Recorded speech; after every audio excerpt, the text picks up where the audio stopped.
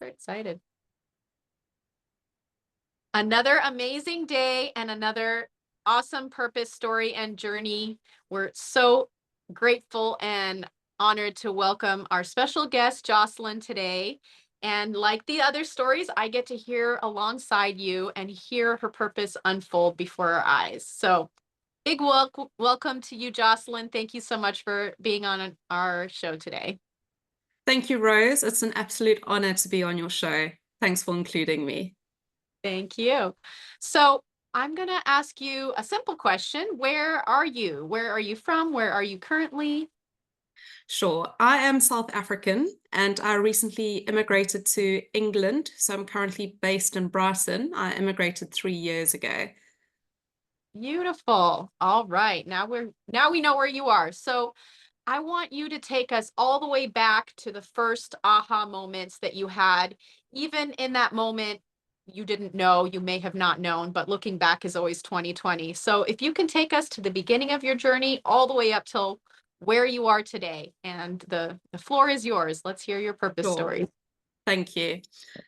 When I was really young, I discovered my purpose. And I know discovering your purpose is different for everyone. Some people discover it very early in life, and others discover it much later in life.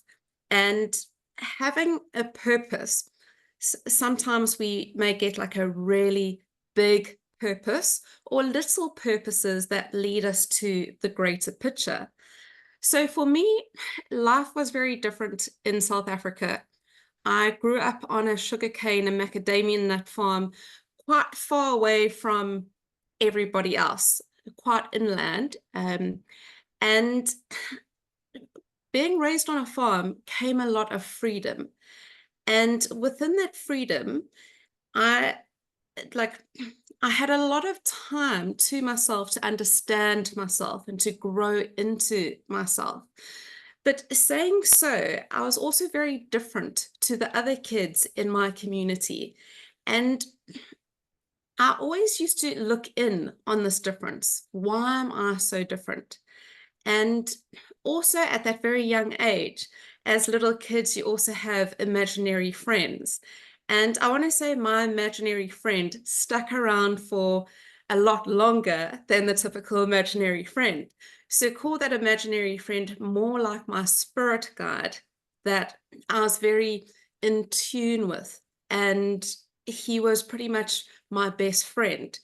And I had a deep sense of purpose back then. I was very in tune with my higher self. So I learned a lot about my younger self, even though I was still growing and understanding who I was and growing into becoming more of. But I always knew that there was something wonderful about being different, whereas the typical person would, you know, doesn't like being different from the rest. They want to be just like everybody else. But I saw it as an opportunity to grow into and discover more about myself. And within that came my purpose.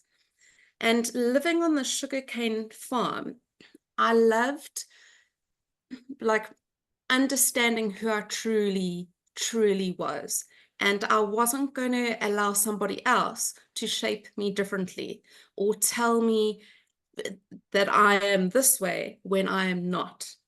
And also in my purpose from really young, part of that difference was I knew I was gay, even though I didn't understand what that meant, only until much later on. And it was also those aha moments for me when it was like, I know I'm going to marry a woman. My parents are telling me differently, but I know I'm going to marry a woman. And then I'd just leave it and I'd let it be. And then as I got older, I started surfing and became really good at surfing. So I started competing.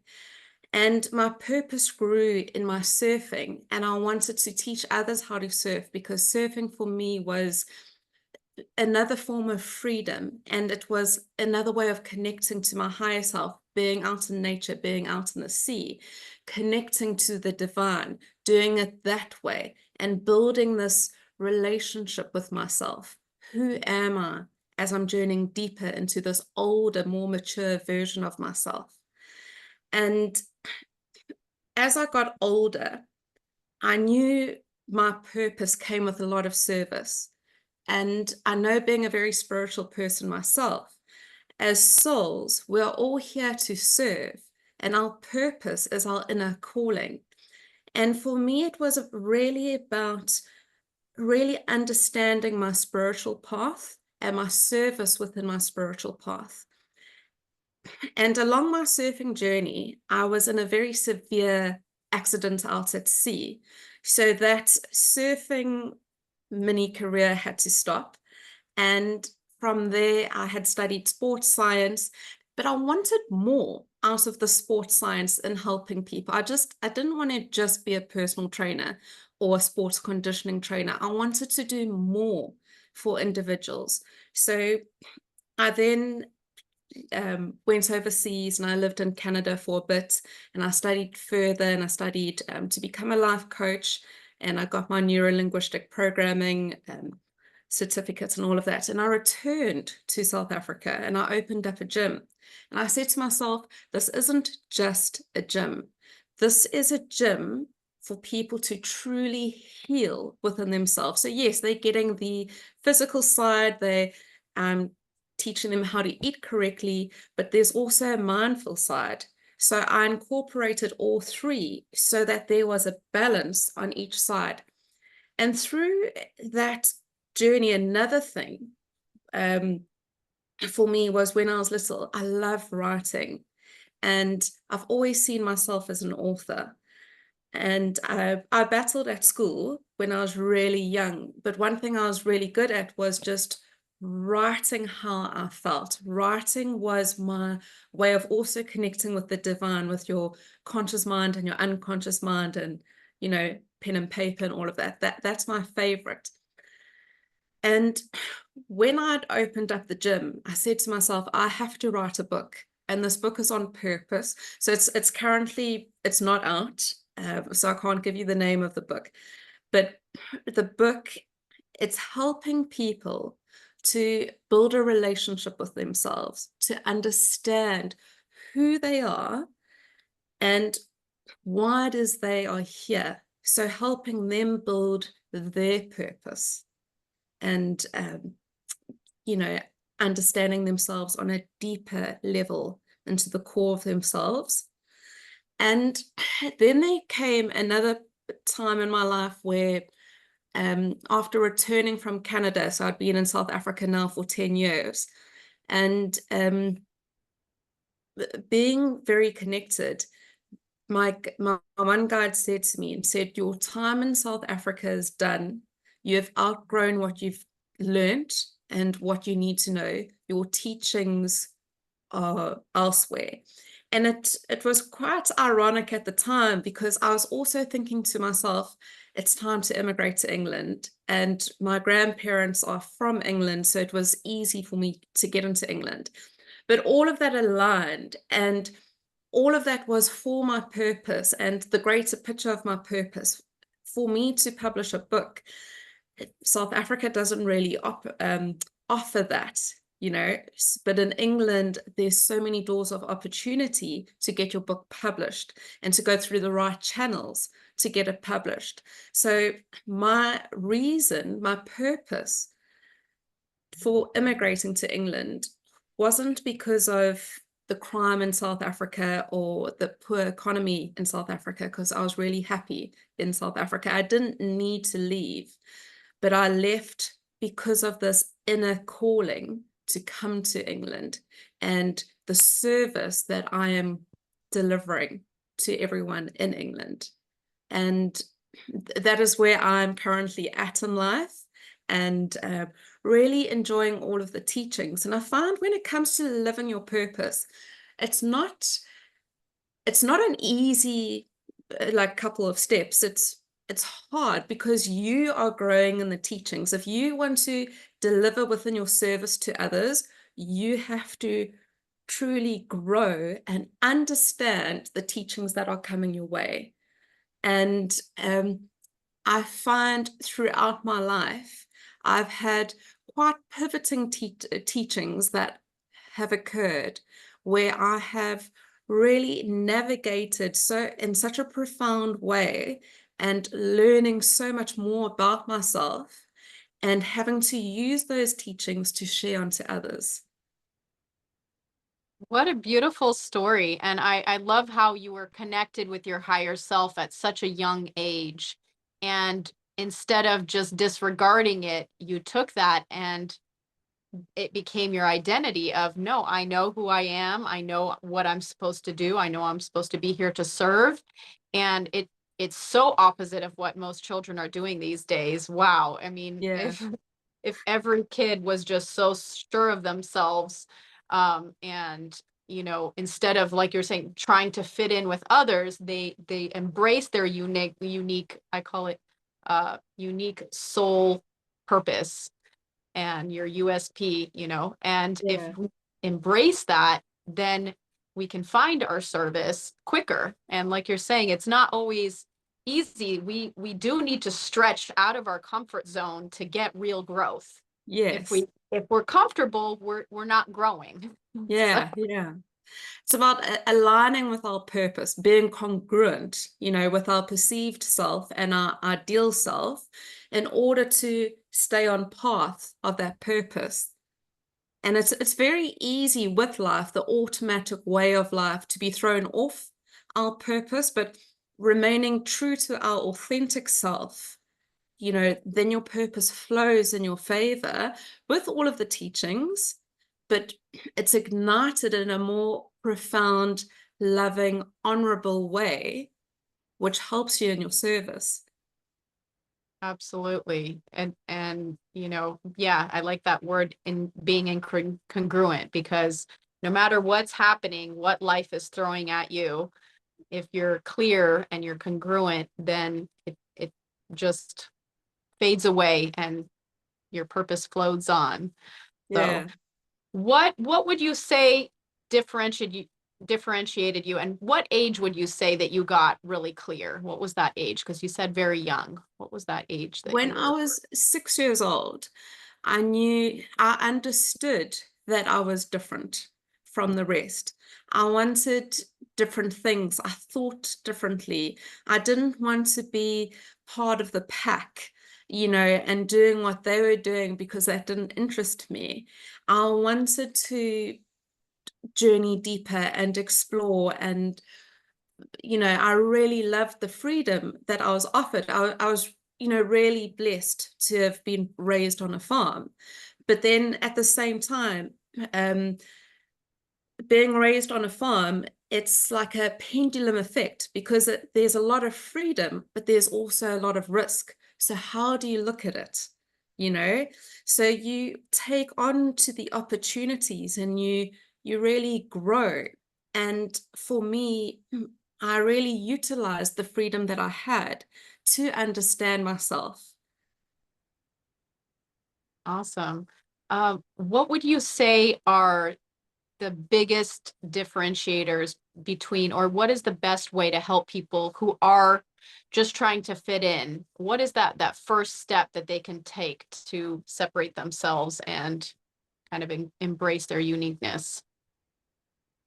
I would highly recommend that they take 5 minutes to themselves every day. It doesn't have to be 5 minutes, it can be a little bit longer. And just to start off asking themselves questions about themselves, to discover more about themselves. And that way they can learn a little bit more each day. A lot of people some are quite afraid to really go within because they're scared of what they might find. But that's the beauty. That's the beauty in healing, and that's the beauty in growth. And that's the beauty in discovering your purpose. And I think life's greatest gift, or God's greatest gift given to you, is healing, growth, and purpose. And I think if more and more people sat into their stillness, even just a little bit, it will help them in some form of healing and some form of growth. But it takes patience and it takes self-respect in order to do that. And trust, and a trust as well. Absolutely. So I hear like discipline, and then also, just asking those empowering questions. I love how Tony Robbins says, if you ask crappy questions, you're going to get crappy answers. If I'm saying, why is this happening to me? Oh my why, goodness, why is this, always, why am I always losing? Or why am I always so scarce? Then the world is going to say, well, because that's what you're asking for. But if you Yeah, say, wow, how can this tragic experience that I'm going for, how can it impact other people? How can my story of whatever I'm going through? So in that moment, no matter what we're going through, we can shift our perception and actually embrace it. And then it just fades away. And yeah, so I exactly. love that. Yeah, taking your time to yourself each day is so important, to just reflect and Yeah. go internally. And whereas in this day and age, people are just, first thing they get on their phone, they want to see what other people are up to, and they haven't even checked in with themselves yet. So Exactly. And I it's also love. about understanding your worth, you know? And when you understand more of your worth, more of the goodness flows into you, or more of what it is that you want for yourself, or how you want your life to turn out for yourself, is by understanding and respecting your worth. Absolutely. Having all the, yeah, self-confidence, self-value, self-worth. Ultimately, all of our problems with other people all boil down to something internally within ourselves, right? Like if I'm seeing that, if I'm jealous of someone else, or I have a problem with someone, then usually if we keep digging, then it always comes back to something that we're lacking, which is, Yeah, self-love, self-care. So I love that. Well, yeah. so what is it that is, what Jocelyn does right now? What is your current plans and your future visions of how you're using this gift? Sure. So for me, I'm very spiritual, as I said, so I love to do my meditations. So I focus on the meditations on a bigger collective level, but also just for myself as well. And for my future self is to deliver my service through my books. So I'm currently, like, I've just finished my first book. I've also got 3 ebooks out on Amazon at the moment, but I've got other books that I want to write, and they're all for my purpose. They're all for helping others. So that's how I see myself in the future, is even though I'm a life coach, I want to actually just be an author. That's beautiful, because those ripple effects go on forever. So one book can, for generations inspire others, whereas, coaching one person can impact, and it still has ripple effects, but it's beautiful to have that balance. And yeah, being an author is such a great way to have an impact. So I just want to celebrate you, Jocelyn. Thank you so much for sharing your journey and your purpose experiences, and to where you are today with us. And it's been such a pleasure. I can see how deeply connected you are with your purpose, and it shines through. So just want to celebrate that and acknowledge that. And I'm so excited to hear all the books that are coming out, and for you to continue on with your authorship. Thank you, Rose. And it's been wonderful being here with you and chatting about purpose, and sharing it with the world, because the world does need to know more about purpose and what it is that they can bring to the world as well. Absolutely. So for all of our guests that feel aligned with your purpose and that want to reach out and collaborate or connect with you, what is your website that they can reach you at? So my website is www.jocelynjoanlifestylecoach.com.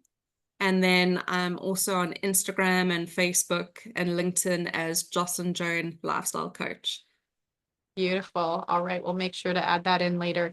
And thank you once again for coming on today. It was such a pleasure. Thank you, Rose, for inviting me. It's been great fun.